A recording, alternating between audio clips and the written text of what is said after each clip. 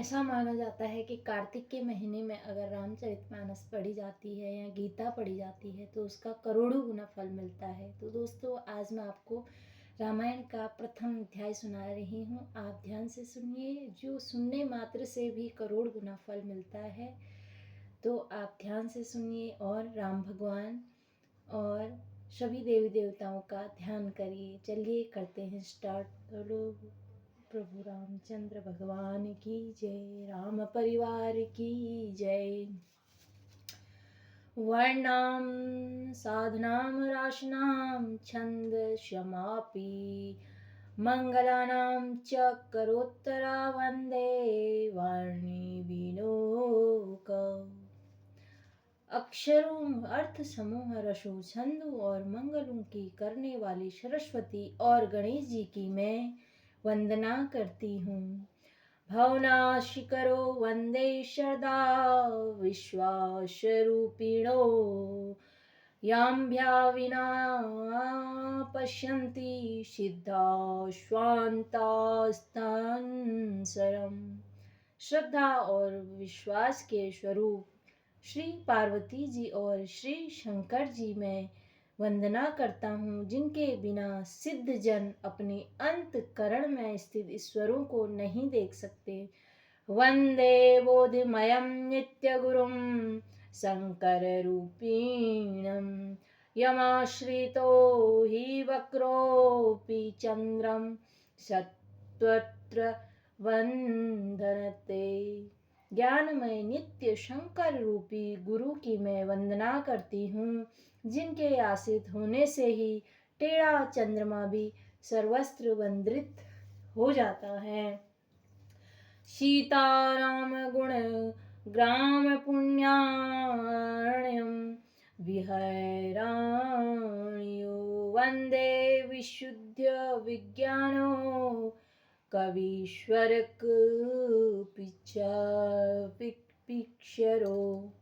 सीता और राम जी के गुण समूह रूपी पवित्र वन में विहार करने वाले विशुद्ध विज्ञान संपन्न कवीश्वर विश्वा वाल्मीकि जी और कपीश्वर श्री हनुमान जी की मैं वंदना करती हूँ।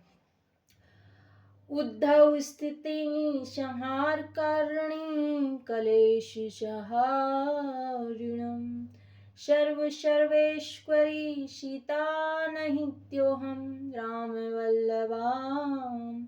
उत्पत्ति स्थिति पालन और संहार करने वाली, कलेशों को हरने वाली तथा संपूर्ण कल्याणों को करने वाली श्री रामचंद्र जी की प्रतिमा श्री सीता जी को मैं नमस्कार करता हूँ। यम्यावस्थिति विश्वं किलं ब्रह्मादि देवासुरा यत्स्त्वादम्रेष्येभति शङ्कल्मरज्जो यथा ब्रह्म यत्प्याद्बल्मेकेहि भामाभ्योधे स्थिति वर्षितां वन्देहिं तं से कारणं परं रमाख्यमीशः हरिम्।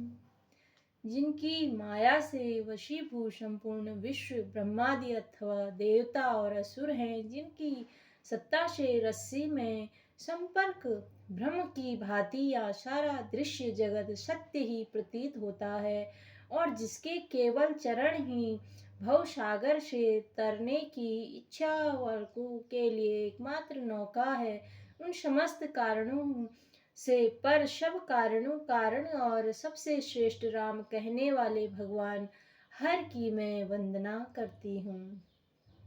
नाना पुराणी गमाश्यत्यं यद रामायणे निगदित्यं क्वचित्तयोऽपि स्वातः सुखाय तुलसी रघुनाथ गाथा भाषा निबंधं तिम मंजुला मातनोति। अनेक पुराण और वेद तंत्र स्वस्थ शास्त्र से समस्त तथा रामायण में वर्णित है और कुछ अन्यत्र से भी उपलब्ध। श्री रघुनाथ जी कथा को तुलसीदास जी अपने अंत कारण के सुख के लिए अंततः मनोहर भाषा रचना में विस्तृत करते हैं। श्लोक। जो सुमिरत श्री होए गणनायक, करी बर बदन करहु अनुग्रह, सोई बुद्धि रसी शुभ गुण सदन। जिन्हें स्मरण करने से सब कार्य सिद्ध होते हैं, जो गुणों के स्वामी और सुंदर हाथी के मुख वाले हैं, ये ही बुद्धि के राशि और शुभ गुणों के धाम श्री गणेश जी मुझ पर कृपा करें। मुख होय बचाल पंगु चढ़ाई, गिरि पर गहन जासु कृपा शो दयालु, द्रव शकल कलिमल दहन। जिनकी कृपा से गूंगा बहुत सुंदर बोलने वाला हो जाता है और लंगड़ा लूला दुर्गम पहाड़ पर चढ़ जाता है। ये कलयुग के सब पापों को जला डालने वाले दयालु भगवान मुझ पर द्रवित हो दया करें। नील सरोरुह श्याम तरुण, अरुण बारिज नयन करऊं सोम मूर्धाम सदा, क्षीर सागर शयन। जो नील कमल के समान स्वर्णमयी है, पूर्ण खिले हुए लाल कमल के समान जिनके नेत्र हैं और जो सदा क्षीर सागर में शयन करते हैं, वे भगवान नारायण मेरे हृदय में निवास करें। कुंद इंदु सम देह उमा, रमन करुणायन, जाहि दीन पर नेह करहूं कृपा मर्दन मयन। जिनका कुंद के पुष्प और चंद्रमा के समान गौर शरीर है, जो पार्वती जी के प्रियतम और दया के धाम हैं, और जिनका दीनों पर स्नेह है, वे कामदेव का मर्दन करने वाले शंकर जी मुझ पर कृपा करें। बंदौ गुरुपद कंज कृपा, सिंधु नृप हरि, महामोह तुम पुंज जसु, भजन रवि कर निकर। मैं उन गुरु महाराज के चरण कमल की वंदना करता हूँ, जो कृपा करके समुद्र और नर रूप में श्री हरि है, और जिनके वचन महामोह रूपी घने अंधकार को नाश करने के लिए सूर्य किरणों के समूह हैं। बंदौ गुरुपद पदम परागा, सुरुचि सुभाष सरस अनुरागा, उमय मरय चरण चारु, सुमन सकल भऊ रुज परिवारु। मैं गुण महाराज के चरण कमलों की रज की वंदना करती हूँ, जो सुरुचि सुंदर स्वाद सुगंध तथा अनुरागी रस से पूर्ण है। वह अमर मूल स्वजनी जड़ी का सुंदर चूर्ण, जो संपूर्ण भव रोगों को परिवारों को नाश करने वाला है। सुकृति शंभुधन विमल विभूति, मंजुल मंगल मोद प्रसूति, जनमन मंजू मुकुर मल हरणी,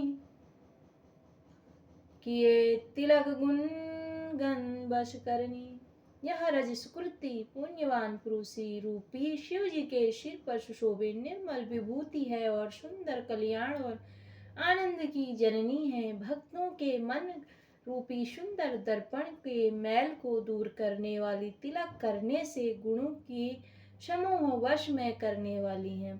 श्री गुरुपद नखमणि गण ज्योति, सुमिरत दिव्य दृष्टि होती, दलन मोहतम सो संप्रकाशु, बड़े भाग उर आई जासु। श्री गुरु महाराज के चरण नखों की ज्योति मणियों के प्रकाश के समान है, जिनके स्मरण करते ही हृदय में दिव्य दृष्टि उत्पन्न हो जाती है। वह प्रकाश अज्ञान रूपी अंधकार का नाश करने वाला है। यह जिनके हृदय में आ जाता है, उसके बड़े भाग्य खुल जाते हैं। उधरहिम विमल बिलोचन ही के, मिटहिम दोष दुख भाव रजनी के, सुजहिम रामचरित मन मानिक गुपति प्रकट जहाँ जय जय ही खनिग। उसके हृदय में आते ही हृदय के निर्मल नेत्र खुल जाते हैं और संसार रूपी रात्रि के दोष दुख मिट जाते हैं और श्री रामचंद्र रूपी चरित्र मणि और मणि के गुप्त और प्रकट जहाँ जो जिस खान में है सब दिखाई पड़ने लगता है। जथाशु अंजन अंजिद्रग साधक सिद्ध सुजान कौतक देख शैलबन भूतल भूरी निधान।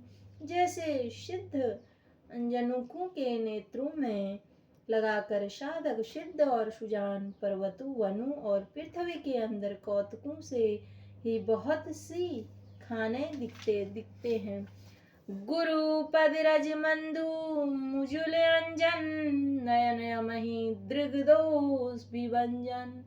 तेहि करि विमल विबकेक विलोचन बरनऊ रामचरित भव मोचन। श्री गुरु महाराज के चरणों में रज कमल और सुंदर नयनामृत अंजन है जो नेत्रों के दोषों का नाश करने वाला है।